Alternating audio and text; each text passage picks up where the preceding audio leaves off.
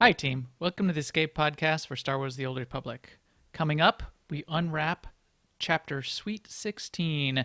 But first, a couple bits of news and a shout out to our guild Alea Iacta Est on Jedi Covenant. Our broadcast astromech today is EPC 155. Hey, 155. I got a joke for you.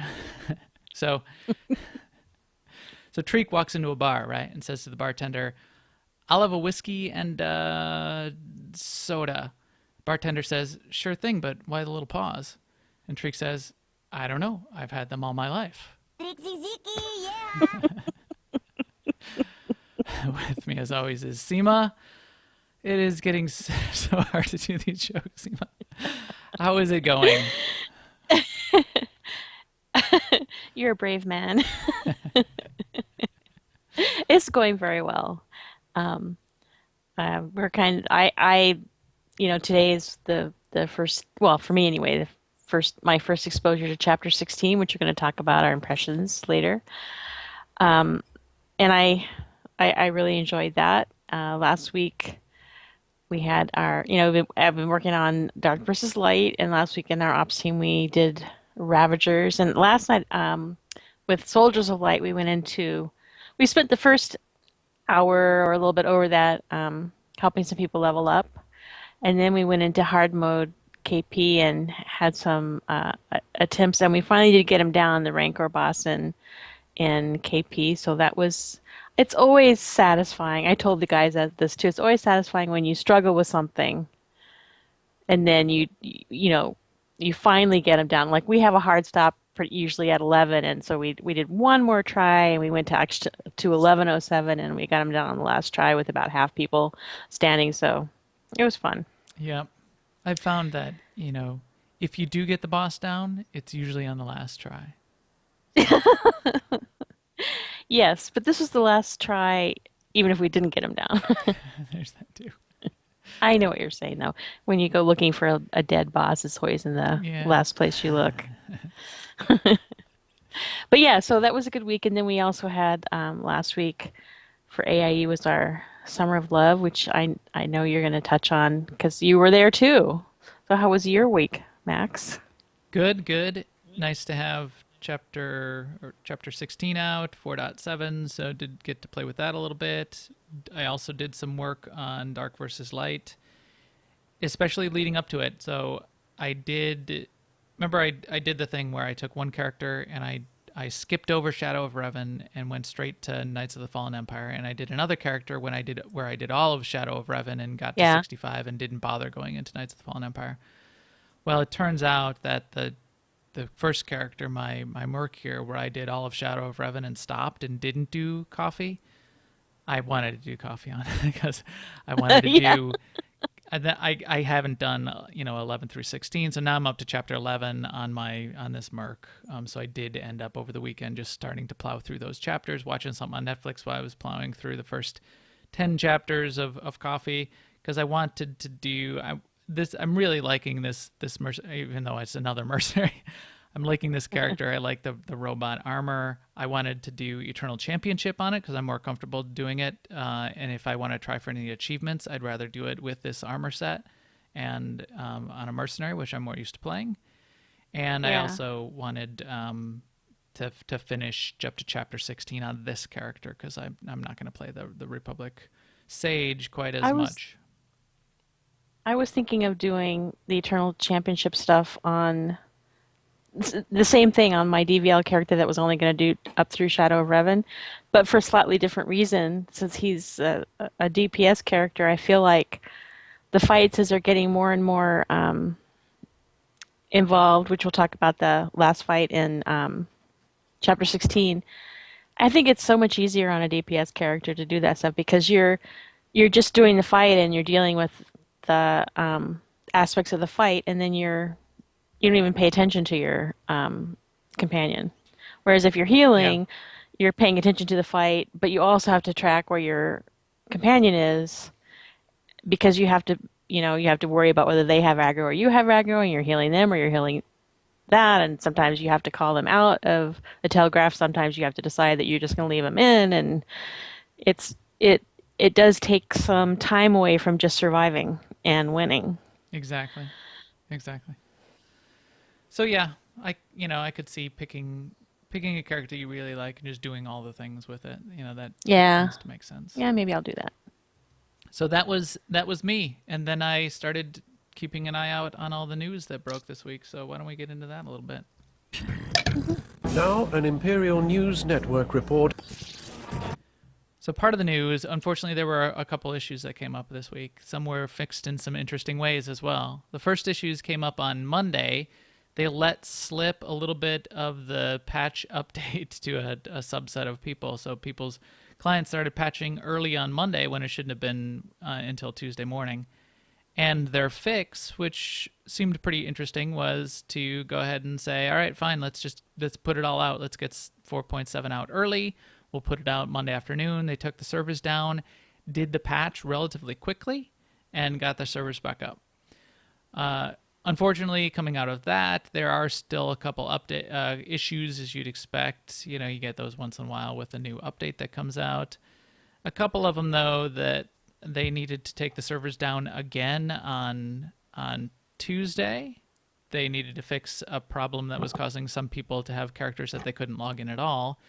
And then we're seeing continued reports of some other issues, which one in particular that seems a little bit tough is now with 4.7 coming out, we have and chapter 16 in particular, we had the opportunity for the first people in Dark versus Light to hit Legendary.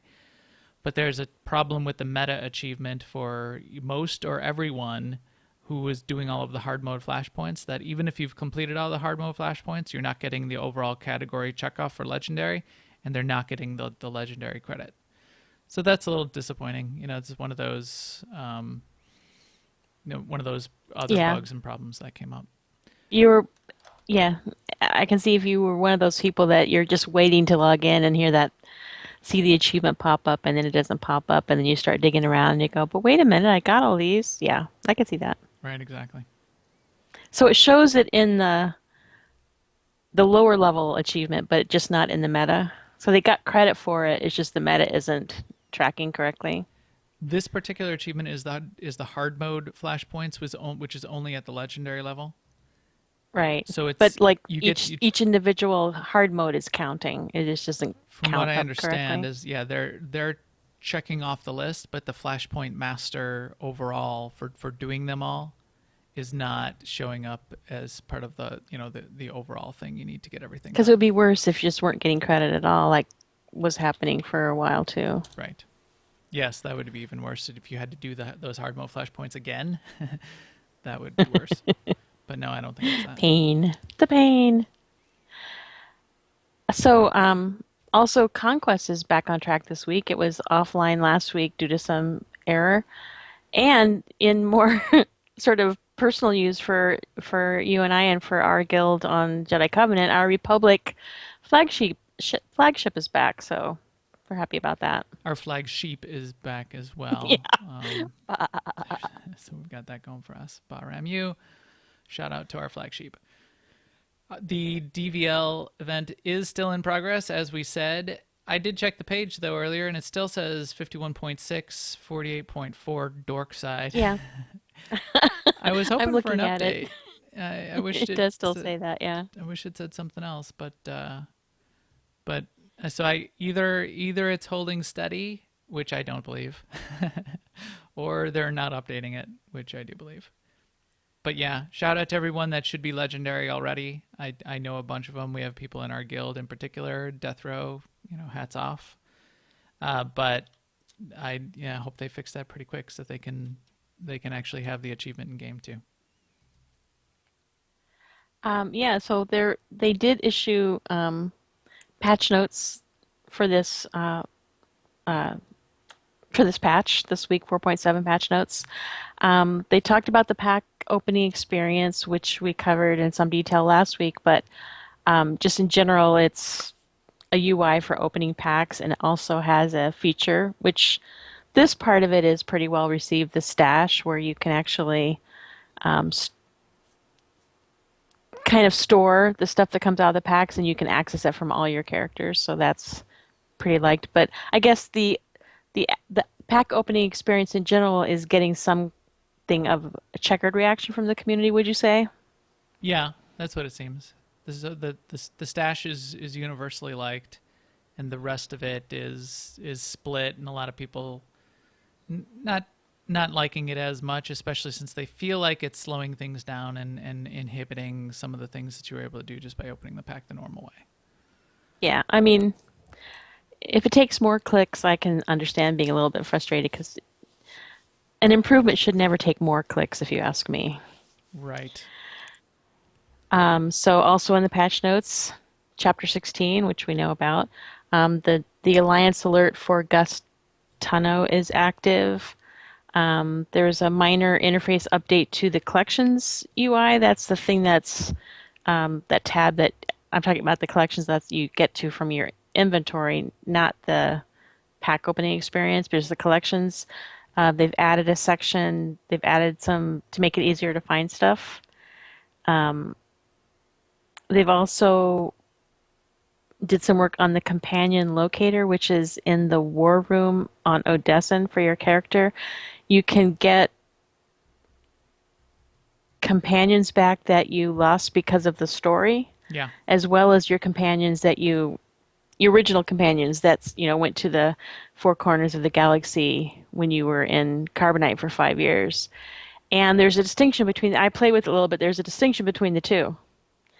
Like, you can get the companions back from the story that you might have lost due to your choices that you made, but they try to make it very clear that they're never going to show up in the story again because of this action. So like you can get them back for crafting or for running around the world, but they won't show up in the story because of doing this. Okay. Yep. They also, for your old companions, they say you have the choice of you can get them back, but the choice you make is like get them back or wait to see what happens, kind of a choice. Yeah. So I don't know. I just decided to wait on both of them. And then they made it clear that the companions that were only guests in the story, Darth Mar, Yeah. you can't get those back. And you Yeah. can't pull those out, which is fine. Oh, go ahead. I you know, that was a special case, and we know, you can't get Darth Mar. One thing I thought was interesting is that they also said they're going to put the Imperial and Republic commanders for conquest that are on the planets. They're now going to only spawn in PvP instances. So I guess just going and killing them and never getting flagged wasn't really ideal.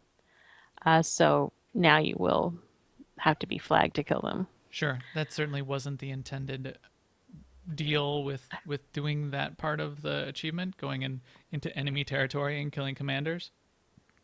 The fact that Yeah. they're only in those instances, though, is certainly going to limit. There's only one PvP. Well, Yeah. it doesn't have to only be one PvP instance. If I we mean, this all is flagged PvP, then there would be more than one. But there's only one. yeah. So if you're going commander hunting, you may just run into situations where there's It's less going to commanders limit. around. Yeah. Yes. I don't think it's the ideal way of fixing this, but that's one of those things I just feel like saying, hey, that's the way it is. Yeah. They increased the credit rewards on all heroic missions, which I don't know the reasoning behind that. It kind of surprised me to see that. I'm not against it, Is this them but reversing the other thing? And remember they nerfed all the heroic missions. Did they put it back and now they're increasing them more, or is this them putting it back? I don't know. I think this might just be them putting it back and fixing what they did. Remember, so they nerfed Oh, everything. yes, that's Everybody, right. That's everybody got right. all mad. I think this is them just putting it back, and Yes. then they said in the And producer stream, if they ever do decide to nerf it, they're going to give plenty of rationale and plenty of time. So this is basically back to the way they were, which is still a ton of credits, and you can like make a lot of money off of it. right. But it's going back to that model. Yeah, thank you, chat room. It's them just reversing that earlier Yeah. Yeah. Yeah. decision. That's right. Yeah, I remember them saying now that they were going to put it back when 4.7 drops, and here it is dropping, and here they are putting it back. So that's good. And then the last thing I wanted to touch on is that there's some, you can get 220 items for Eternal Champ trophies, Right. which is a good deal. Yeah, I read a little bit up on that. They're supposedly really good. They're equivalent to 220 ops gear. It takes a lot to get them, though, because you're only getting those championship trophies by completing the weekly. So unless you're doing it on a bunch of alts and then collecting up all of those trophies and buying a piece or two of gear per week, it's not like some big gear factory or loot pinata. So, but Right. still something nice. Speaking of them making announcements, they are going to go ahead with another producer stream. I'm going to need you to go ahead and have a producer stream on Thursday. They're going ahead and doing their next producer stream on August 11th, which is Thursday. Yep. And they claim that they're going to be telling us all about what's coming next. We'll see. And by telling us what's coming next, are they going to tell us the title of what's coming next and then hit stop on the stream? Or are they actually going to tell us something about it? I don't know. I guess we'll have to see. Yeah. I mean, yeah. I just want to say sometimes they, they totally surprise us and come out with a bunch of stuff. So, but not usually. We'll see. My hopes are high. My hopes are high. My dreams. Don't let my dreams be dreams, BioWare. Well, we don't have to wait long. It's only, 2 days from now or 1 day from now, depending on what day we're in now. Assuming there's anything to talk about, this will be the topic of the show next week, is the producer stream and right. all of the awesome things that we have to look forward to that they're going to preview to us. We do know for sure that they're going to be talking about Season 7 PvP rewards, so we at least have that. We'll get a screenshot of cool weapons that you can get if you go out in there in PvP a little bit. Hopefully we're going to hear about what cool things they're adding to the game that may be along the lines of group content. Anyway, in Guild and Community News, we did have a nice week with AIE. We wrapped up our summer events. We do it across all of our games. We have a guild leadership team in each game. It's really big in World of Warcraft. That's where our guild got started over 10 years ago. We did our Remembrance Day event, where we remember people that have left us in real life, which is sort of sad. So that worked out pretty well on Tuesday. It's always a very nice event. We had our own guild party in Star Wars on Saturday, and we had all our op teams running all week, and we did some stronghold tours and costume contest. I had a lot of fun doing that. So that was great. Big thumbs up and tip of the hat to AIE as a guild. I really am glad to have all of our guild members out there. We have a great time. We had another mandatory fun night tonight, and it's a really good team. I think about so Seth Godin is a social network and marketer guy who's brilliant and acclaimed, and he's written a bunch of books, and people refer to him quite often. He's talks a lot about your tribe and trying to define what your tribe is, and I feel like AIE, and it doesn't have to be big for you to have a lot of impact or have a lot of, to have the right team going on, and I feel like that's what we've got going on. So I'm pretty happy about that. I do too. Not the biggest And guild in the world, but it's the right guild. I was pretty inspired by the strongholds too. I was like, I didn't know you could do all this stuff, or there was all this stuff too. So yeah, it was a fun night. Exactly.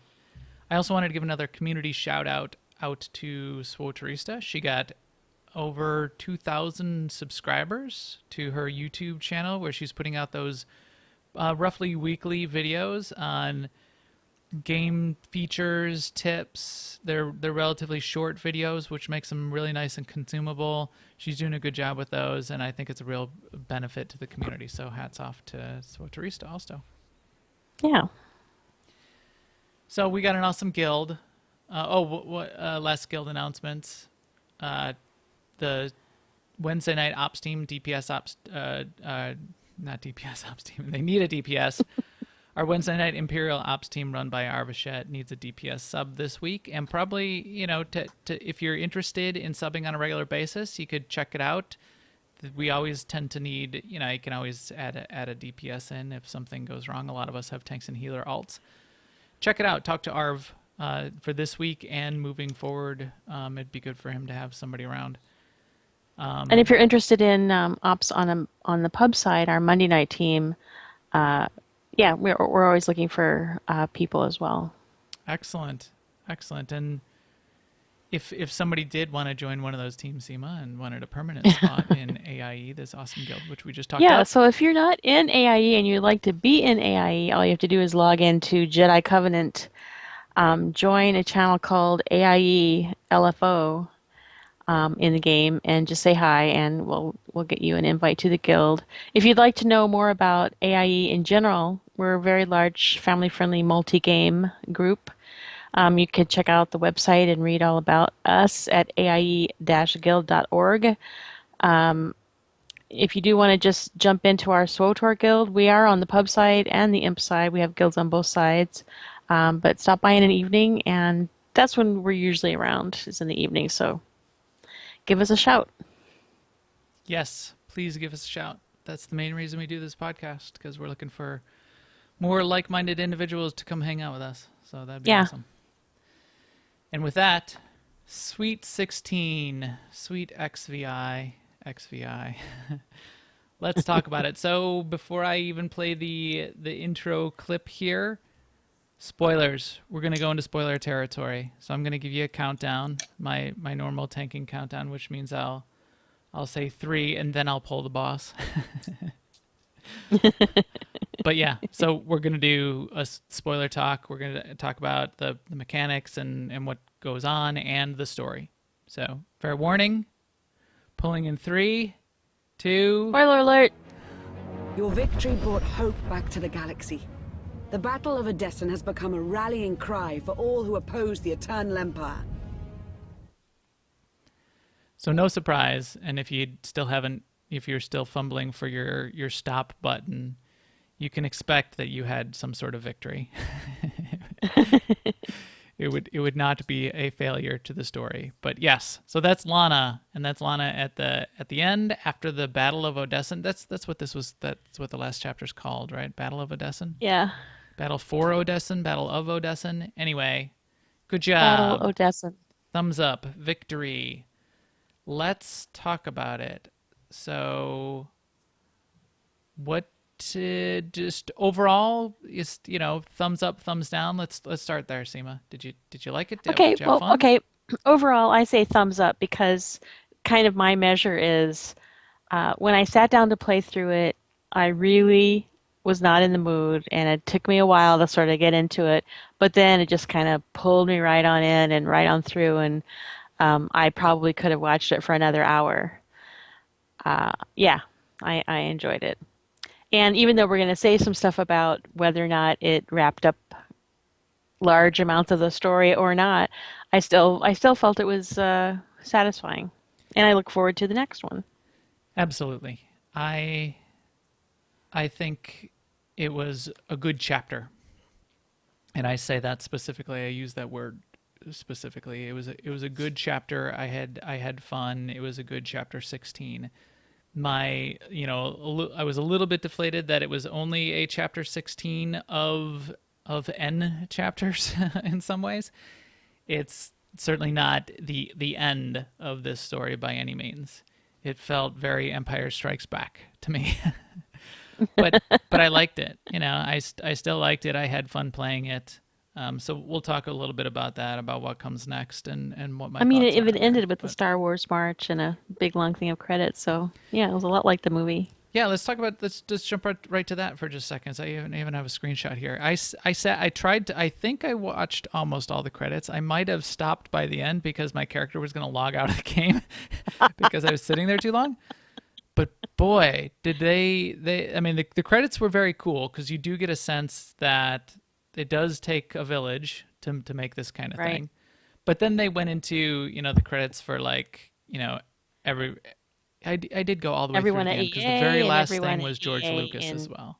But Romania and yeah. all of the voice Special thanks translators, but then yeah, all of the Lucas people that they deal with, and at the very end, very special thanks to George Lucas. It was cool though seeing all the voice actor names. I don't always pay attention to. I did a couple things stuck out to me. There's only one person under community management, and it's Eric Musco.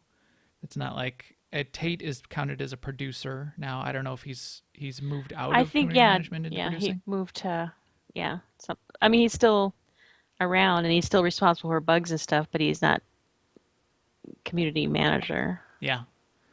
So that was interesting. I did like seeing the names of all the voice actors. It's quite a broad cast of people. And then I also thought it was interesting all of the language translation. You sort of forget that this is all of that voice acting has to get translated into multiple languages too, and it's a pretty big job. So that was Yeah. pretty cool to see. Lots of artists, lots of support teams. And you know even what just I the noticed infrastructure too that I team. thought was really cool What's that? was Timothy Omenson was on there, right, for Eric Jorgen, which is just cool that he would come back and do that because I mean I know it's work and everything, but he's a big name. But then later on there was a section of other voice actors and he was in that list again. So I thought, maybe they had a few little things and he said, "Sure, I'll do those." I don't know, I just think that's cool. I think it's cool too. Yeah, extra voice acting, and I've heard him. I've caught it and heard that too, and I always get thrilled every time. I do count him as sort of like a big deal. I don't know, not like these I other do voice too. actors aren't a big deal. Like Jennifer Hale, yeah. I mean, especially as a voice Yeah. actress, she's a Yeah, big she's a deal. super big deal. But Yeah. but Timothy Omenson, I mean, he's pretty much a TV star. I mean, he's done multiple TV series now. He's been on TV with some show at least for years now, many Yeah, years. long running shows, 10, yeah. 10 years, multiple shows, 21 years. 21 years, man. Yeah, because I stalked him a little bit on Twitter, and there was a picture, and he said, it showed 20, and the title of it was 21 Years of Leading Ladies, and it had, now I'm gonna forget everybody's name, but it had somebody from Judging Amy, and somebody from Psych, and somebody from Gallivant. So yeah, Yeah. 21 years he's been doing television, I think. So yeah, that was cool. So yeah, Little part of it, little interesting piece of it, but I did pay tribute by at least watching the credits. There was that. All right, let's get into the sort of the mechanics a little bit, like those mini boss fights and the Archon fight itself, and then we'll talk about some of the characters in the story too. So, would you think of like you get in there onto his ship and you had that choice? What did you pick up for the choice of extra thing that you could grab along the way? I picked the shield and weapon. Interesting. And so for you too, I didn't know what it was going to do, because I picked the turret. So did it just show Yeah. up as a couple extra abilities on your special ability bar? I had to go and get them out of cabinets, Oh yeah. and then they showed up as abilities. Yeah. Oh, okay. Well, there's that. But you didn't have to equip anything. No. I was afraid for No. just a second that I'd have to equip something, and I really like my gear, so I didn't want Yeah. didn't want to have to Yeah. equip something. So that was then that would have been fine. I imagine they would have been slightly different abilities, but equivalent in some ways. I kind of went back and forth because I felt like the turret would be something I could just set it and forget it, so it would be easier. But I don't know why I picked shield and weapon, but I'm glad I did because I really had fun with the shield. I did pick the turrets. I mostly only used the damage turret. There was sort of like a CC turret that was a carbonite turret or something else, and then a third one. I don't even know what it did. But I picked the damage turret, and it did a lot of damage. You could just set it down, and it would do sort of like rail shots that would take like 80% of the health of the regular, 90% of the regular Oh, that mobs. sounds like fun too. It didn't last all that long, but enough to like take down a couple of the non-strong ads easily by itself. So that was cool. I liked that. And now I picked that. I got the little abilities on my bar, and then as I was walking around through his ship, other turrets were popping up with little blue shields around them. Did you still have those? No. Okay, so maybe that was part of it too. I Wow, noticed some turrets that didn't open up because I thought I would have to kill them when I saw them, and so maybe those were defensive turrets. Okay. interesting. So those were actually really useful too. The mob, they were pretty much immune to damage, and they would aggro the mobs, and I didn't have to CC. Even if I wanted to CC, when you're sort of like fighting the pair of strongs at a time each time you turn the corner, they would go and be hammering on these turrets. These turrets would be doing not a ton of damage to them, but holding their aggro, and I could just pick one of them and DPS that one down, and then go to the other one. So that's interesting.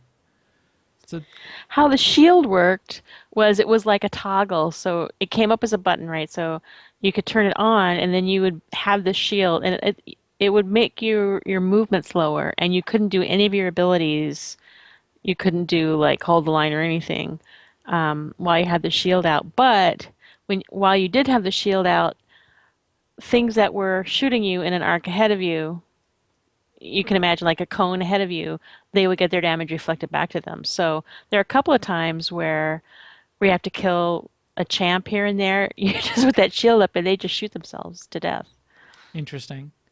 I mean, I think the shield will dissolve after time, and in the Arcan fight, there were times there's an attack he does that knocks it out of your hand, so you have to either re-equip it or go to something else or whatever. But it was just fun to see, especially that I don't know if we would get the same champs, but that I had one that did this like red like cross. Yep, the microwave damage radiation Yeah, yeah, I could just Crusher stand in that Zero. with the shield. Oh, interesting. It took me a while to figure that out, but I yeah. Now there was the one with like the circle with the flame in it, and she made the circles cross the room. Yeah. There was that microwave damage. With the gear I had, and I did this on purpose, I like walked in all the bad stuff, and it didn't really hurt me all that much. So Okay. that now you probably didn't realize this, but that shield, when you fight the Arkan fight, that shield, there's another shield in that room with Arkan. So maybe if you don't have the shield yet, you have to pick up that shield, and that's the way you complete the Arkan fight. So I did Oh. use the shield, and it was the same mechanic, and I understood what you were talking about. Oh, You okay. equip that shield, you reflect his damage, you build up the charges, then you do the shield bash. Yeah. And then you can bash them with your shield. Okay. Yeah. I thought that was just my special shield, but that's everybody's shield. Okay. So one other set of abilities that you could have had for this fight is that other special weapon that we forged with Satil and a few chapters Yes. back. Did you equip yours? Did you bring it to? I did. I had forgotten about it, except for you mentioned it to me, and so I did equip it. And that those popped up as buttons too. One was a because I had the attuned Medtex blaster, Mm-hmm. and one of the abilities was a speed boost, which I didn't really use, and the other one, I forget what the other one was. Was it a? Oh, it was a like a rocket launcher.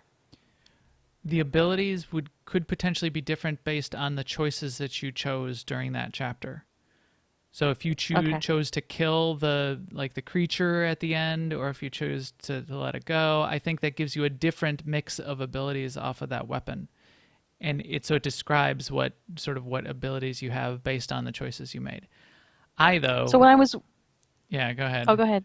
I Well, I was when I was walking around in there, I had the shield and the grenade that you can pick up, and the weapon that I could pick up, and these two other abilities too. It was quite a little bar going there. I forgot to equip mine. I brought it. I even went back out to my stronghold to get it, and I was gonna wait to just equip it for the Arkan fight.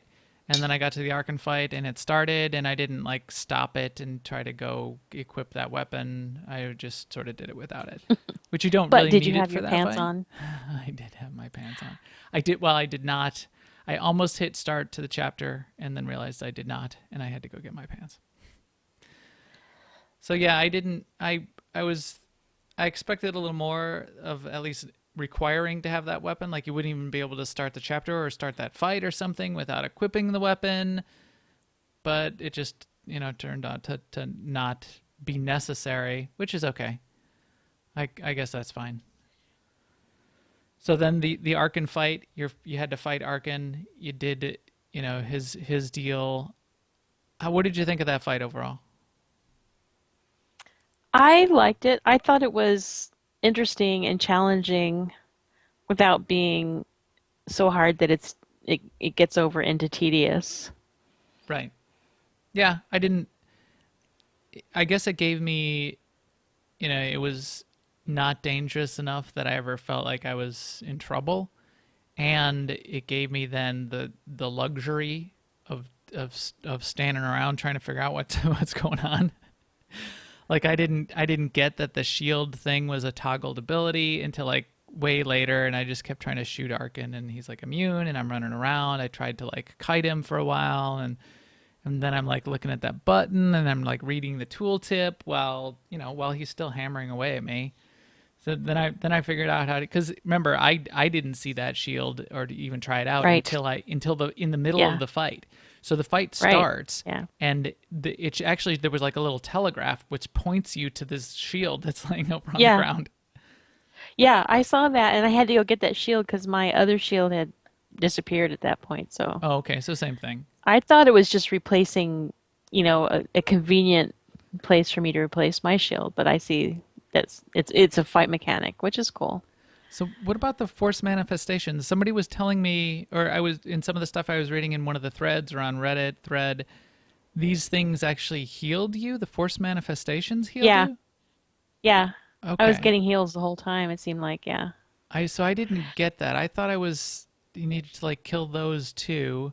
And I was trying to like use the shield to deflect into I didn't get what was going on with those force manifestations. So I don't know if I did something wrong with them or not, but once I figured out the sort of the put up the shield and then shield bash arc, and that was sort of the end of it, rinse and repeat, then it wasn't really that big a deal.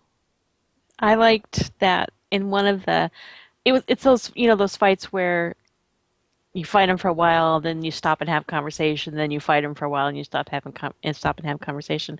I like the one conversation where he says, "You're different, you're stronger than you should be," or something like that. And I'm like, "That's right, I am. You better watch out." So I guess let's get to that then. So the many just mechanics wise, I certainly liked the whole level, the whole chapter. Interesting mini bosses with little sort of mini boss mechanics, little extra abilities to try out. I even like the little, repair droids that are like running around and then they become hostile to you and you shoot them and that kind of thing. I want one of those running around my ship and that kind of thing would be great. I was fine with the Ark and fight. I didn't think it was very hard once I figured out what to do, but still, I thought it was fine. So let's then get into what that led to, which was the story. What overall, then, just to kick it off, what was your evaluation of the story?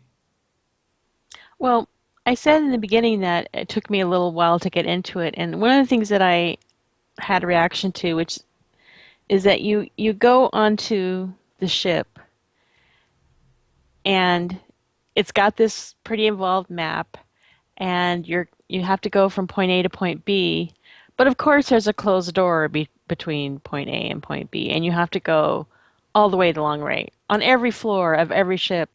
I'm like, just so that I can kill a bunch of sky troopers, and that made me tired. Yeah. But I got over that once the story kicked in, and so the story propelled me along, which is what I want from a story, really. Right. I agree. I liked this. I liked the flow. I liked like walking into the hangar at the beginning with five, with a group of five. So it was four companions and me. It was only like one little fight of fighting like 10 sky troopers, but I liked that. I guess it didn't really matter, but I liked assigning. Now for me it was Galt and Vet. And yeah, I brought Galt and Vet along with me, and I assigned them to do different tasks. I guess depending on your story along the way, Galt could be dead, so you might have had to do somebody else. Yeah, my only problem with that particular issue is I didn't really understand when I made those assignments what we were actually going to be Yeah, doing, so it was kind of arbitrary. I think I ended up I sent Vet to do the shields and Galt to do whatever the other choice was. But I only did that because I meant to click on. I think I left Galt behind to babysit, as he says, but I meant to leave Vet Okay. behind, but I just misclicked, and I thought, well, it doesn't matter. They're going to be successful or unsuccessful. Yeah. Yeah.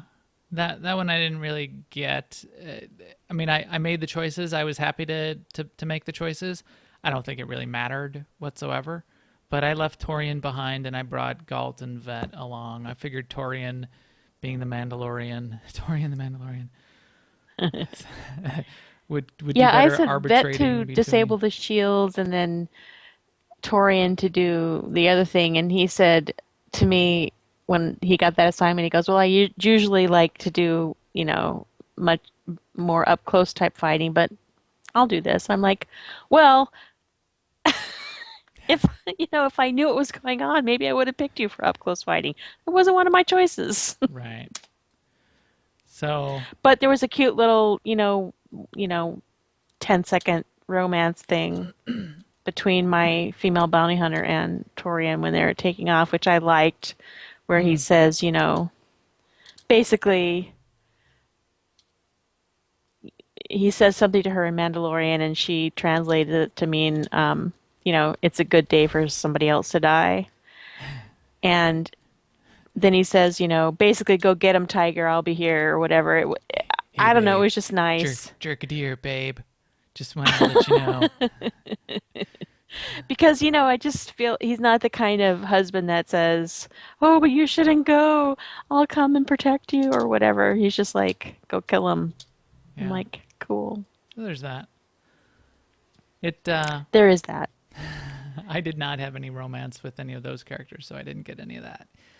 Although I liked Lana, and then it made me think, but by the end, that Lana was the most consistent characters in Yeah. Shadow of Revan and this, and when I started looking at the credits, I realized her voice acting is always spot on. Also, the Yeah. inflection, It is. I mean, it never breaks character. Really gets me into her as believing it's this Lana character. I really like it from that perspective. We'll talk about Valkorion in a second in his one line in the story, but I thought that one line was even flubbed from a voiceover perspective, whereas I never felt that with Lana. Like, the inflection was like on the wrong thing, or it was sort of like it weirdly out of context or something like that. So that was cool. I was glad to have her along on my side, and I'm glad she's still around and seems to be sort of leading things. On the Republic side, is Torian take her place, or she still does it, right? She's still No, the she leader. still does it. Yeah. Yeah. Yeah. In Okay, that's fact, in cool. that little scene, where you have four companions, she's actually the one that was in my companion slot that, like the little portrait on your screen. Yeah. So And of course she comes with you. Yeah. let's talk about some of the other ones. Scorpio. So what's the deal with Scorpio? So yeah, I get that Scorpio turns into somewhat of an antagonist, and I guess you have theories that maybe she's not really our enemy, although I thought it was pretty clear by the end that she was. But I No, I saw don't some think she people is. see, I think she is because of the ending, especially. So if we talk about the ending, she basically teams up with Valen, which seemed completely out of character for her. I don't know why she would have bothered to team up with Valen. Valen seems pretty weak to me from a From her Scorpio perspective, from perspective. Scorpio's perspective. But I think she teams up with people. I don't think it's teaming up. I think it's she goes like she was on our team for a while because it suited her purposes. And I think that we'll find that this suits her purposes in some way. So I saw this I don't think she, discussion in Reddit, and I sort of agree, which is if every purpose that she seemed to, every outcome that she seemed to be going for, my character, my bounty hunter, would have been perfectly fine to go along with and help her yeah, with and support. yeah, So why did she have to like right. turn against us or not, or whatever, or and and here's, is she our enemy or not?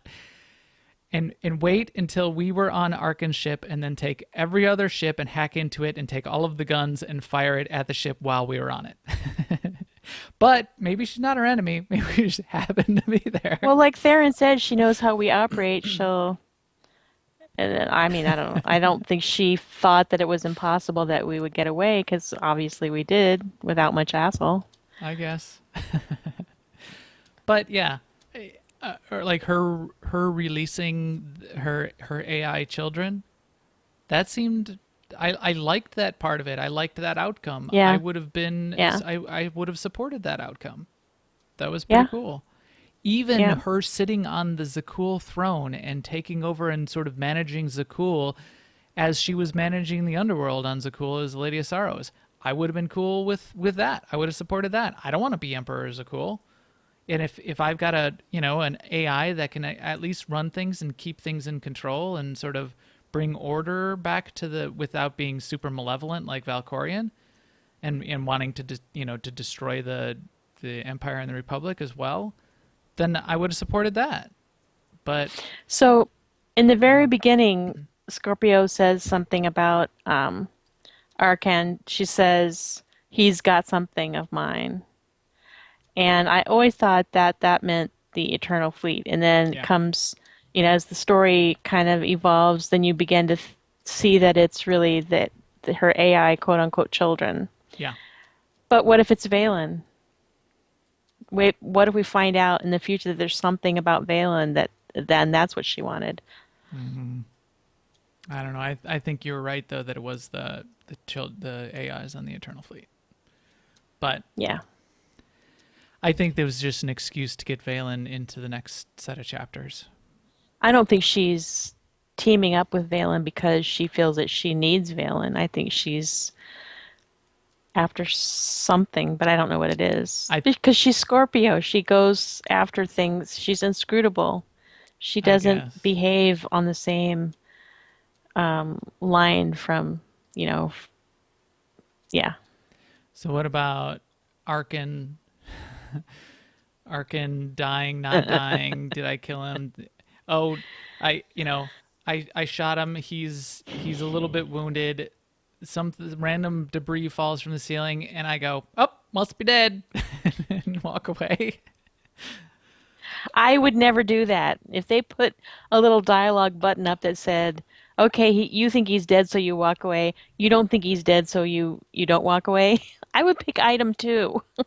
Yeah, right. Yeah, I mean, there was a dialogue choice that came after that. That's where you say, "Oh, he's finished," and I'm going, Right. No, he's not. Why did I say that?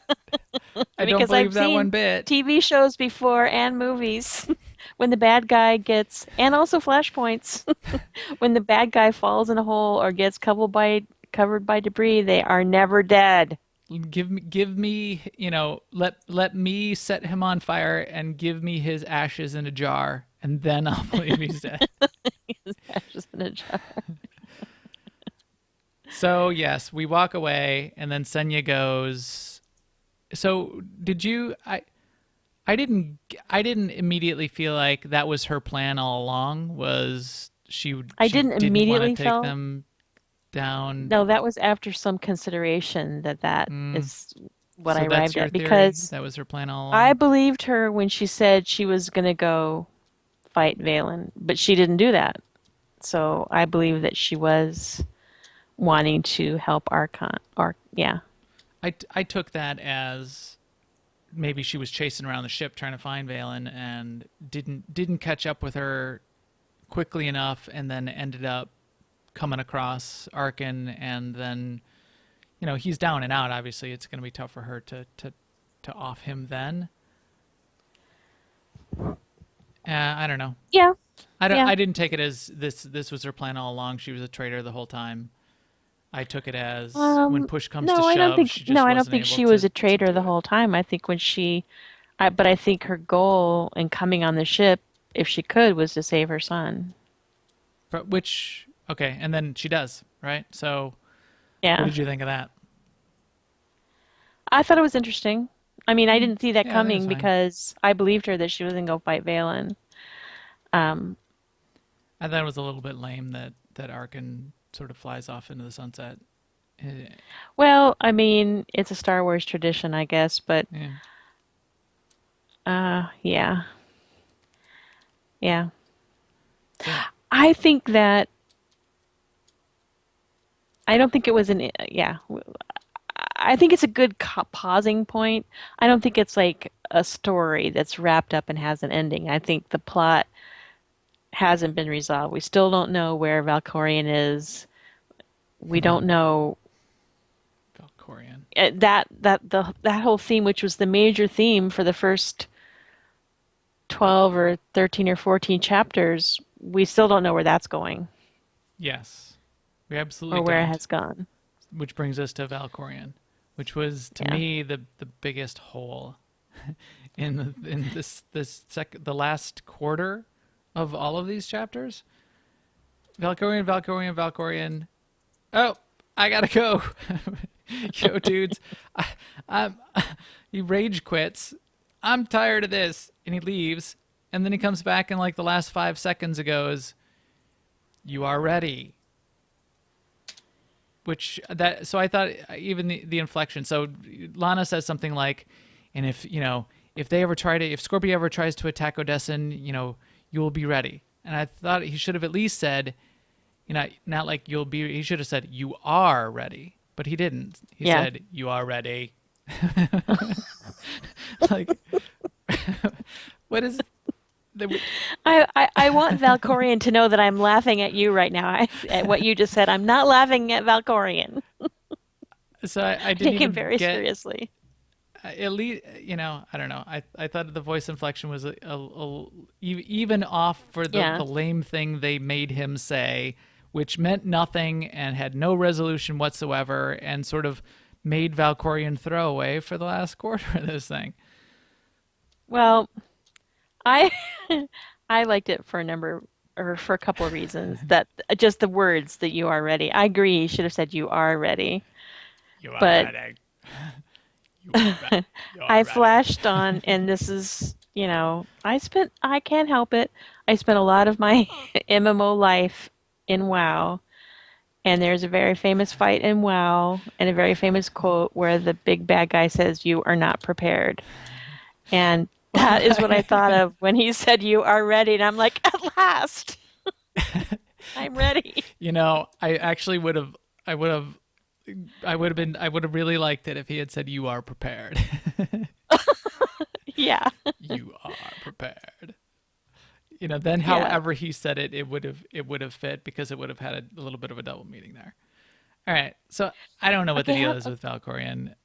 You know, I mean, I will say that even though I've said all these threads that I felt like didn't come together and it's not really an ending and all that stuff, I didn't mind. And I'm looking forward to series two. I yeah. kind of would be nice if it was a different completely whole different storyline, like, like you mentioned, like something to do with the Gree, for instance, or which would be awesome actually. But, I'm interested. I want to know what Scorpio's after, and I want to know what happens with Balin, and I want to know what happens with Senya and Arkan, which I don't know. And I'm curious. I want to know where Valkorion is. I mean, we joked before that he's off, with his third empire, and that's why he's not paying attention to us right now. Right. I agree. Yeah. And Someone in chat, SWTOR Ethcom just said in chat, confirmed Arkan is Kepis. there you go. He will rise again. Mecha Arkan will be back. Yeah. I I agree, and that's sort of how I kick this off. And I think as we're wrapping it up here, I liked it as a chapter. I did not. It wasn't a Yeah. conclusion, so I'm not going to judge it as a conclusion. I liked it as another chapter. Yeah. I think it's very clear just in the naming, even though we've learned nothing about it whatsoever. Knights of the Eternal Throne certainly continues the story. They I wouldn't hope name what it we that if they hear didn't. in the producers live stream next week is that series 2 is close to starting again. If it's like going to be 6 months out, I don't know. That'll just be too long. A basket of pups says Scorpio's after what all such beings are after: a power outlet to call home and the right android Yes, the to right android. to to carry on with. Yes, the power outlet. So she's going to enslave all of the galaxy and turn them into Duracell batteries and create the Matrix. But yeah, Valen, they're obviously setting Valen up to be the next, the next major bad guy, which I guess that's fine. I like the voice actress that does Valen. I think Valen as a character is okay. Maybe she'll even grow then and be interesting as a major player. So we'll see how that goes. Scorpio, I'm glad Scorpio's not dead. So Scorpio's still around. I don't get exactly where Scorpio's at, and we'll see. Arkin, a redemption story around Arkin, I could go for that. So I think there's something interesting there. And Valkorion, I don't know. I'm done with Valkorion. I could care less if he doesn't even show up again at this point. You are ready. So what are you even talking about? You just I don't know if you've had a chance to check, but there's a or I got anyway a mail message from Theron Shan where which had encapsulated into it a communication from Valen announcing to the citizens of Zakul that she's now the Empress and inviting them to her coronation holocast. And at the end it says, "Please note, attendance is mandatory." So that they're going to have their very own mandatory fun night. Excellent. Valen, don't you know? Attendance is not mandatory, but the fun is, or in your case, That's the right. suffering. Mandatory suffering night. Well, I was going to say in her case, the attendance is mandatory, but the fun is Fun not. is not. There we go. The anti-mandatory fun night. Okay, to wrap it up, here, this scene, did you let Senya and Arkin go, or did you take a shot at them? I agonized over that decision because obviously I did not want to shoot Senya because I wasn't, I sympathized with her. But I also didn't want to be that hero that lets the bad guy go. So, and I thought about the galaxy and how he wanted to enslave the galaxy, and I just thought, well, he has to go, so I'll be strong, and I opted to kill them. Which didn't work, of course. No, it didn't work. So ha ha. I'm very bad at killing Arkan. I abandoned him when he was under some rubble, and then I tried to shoot him with my ship, and it didn't work. This is why I don't do Galactic Starfighter. Yeah. So I let him go, and I stood by my decision. And Koth, even with that, Koth walked out in a huff. I guess there's a situation where you could have made Koth really pissed off, and he takes the gravestone and bugs out and steals it and leaves. That did not happen to me, but he did walk off in a huff. So I imagine for you, he was perfectly happy with what happened, because at least Well, you you tried know to who take was a shot. little annoyed with me was Theron. Yeah. Because he said that he goes, "You shot at Senya." And I'm like, be quiet. Shut up. Theron was annoyed at me for some reason, though, too, even though I did not shoot at her. But yeah. I mean, and then Lana says, well, this and that and the other thing because she had to. And then I tell them both to stop bickering. Right. Now, kids. It was weird in the chat room, and I've seen some of the discussions. Just, I felt at the moment that this was a big choice. Yeah, And I I'm did too. glad at least I got that feeling. Now it turns out it wasn't, and it didn't matter. Right. Which is somewhat disappointing. So there's that. I guess it mattered if you pissed off Koth so much they stole the gravestone, but I guess I didn't manage to do that. And neither did I. It didn't have the effect of saving or not saving Arkan, though. I think maybe that's the thing. It's like they say choices matter, but we don't know how they matter. So they give us a choice between A and B, and what comes out different is C or D, but but we still see A and B turning out the same, so we feel like there wasn't a choice, or the Possibly. choice didn't matter.